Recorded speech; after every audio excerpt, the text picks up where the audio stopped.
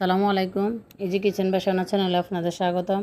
আমি আজকে তালের থেকে রস বের করা দেখাবো। আমার কাছে এটা ইজি মনে হয়েছে, এজন্য শেয়ার করতেছি।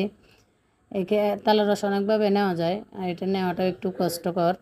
প্রথমে আগে তালটারে ভালোভাবে ছিলে মাঝখানে যে একটা আছে সাদা অংশ, এটা উঠিয়ে নিতে হবে। এটা উঠিয়ে নেওয়ার পর পানিতে ভিজানো যাবে না, পানিতে না ভিজিয়ে এরকমভাবে কেচি দিয়ে কেটে নিতে হবে। আমি ভুল করে এখানে একটু পানি মিশিয়ে ফেলছিলাম, এজন্য একটু হয়ে গেছে।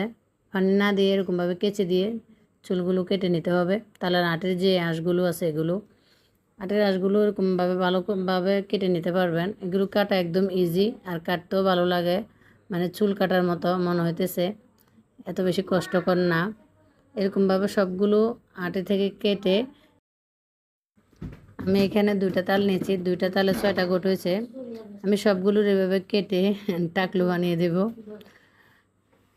এগুলো কাটা